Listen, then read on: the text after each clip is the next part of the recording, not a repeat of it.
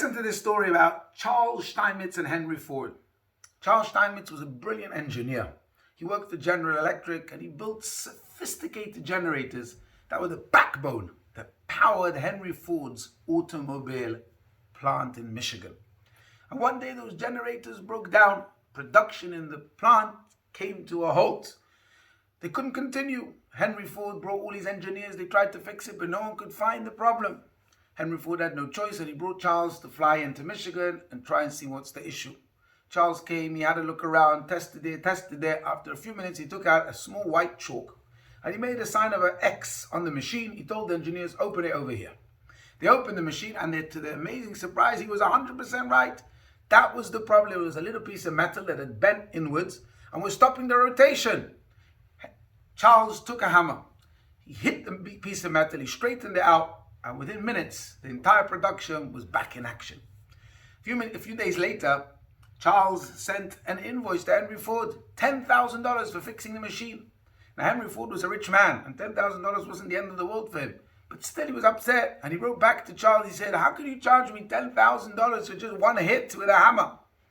So Charles wrote back to him a few days later, and he said, you're right, here's a new invoice. $1 for hitting the hammer.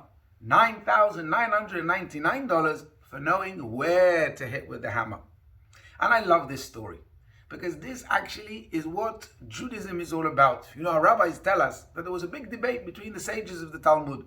What is more important, studying or action? And they came to conclusion, Gadol Talmud shemevili demaseh. Study, knowledge is more important because without knowledge you can't do the action. You don't know what to do. And you know, this is true also for the whole world. If you look at countries, that they may have a lot of ability to do action, workers and hands, but they're not rich and successful countries necessarily. Whereas countries that have knowledge, information, universities, people are smart, they could be so much more successful and richer because really it's the knowledge that is key. And that's the same with Judaism. And that is why if you notice the whole month of Tishrei, we did a lot of action. We did things. We blew the shofar. We dipped the apple in honey. We fasted on Yom Kippur. We shook the lulav and the etrog. But what's the peak? The peak is Simchat Torah, when we celebrate the knowledge, the information that Hashem has given us. Because without the Torah, without this knowledge, we wouldn't know what to do.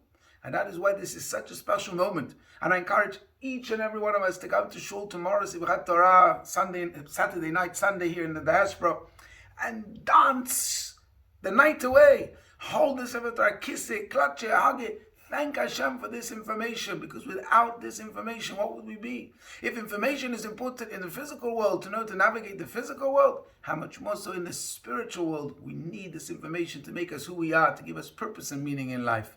I wish you all Shabbat Shalom and Chag Sameach.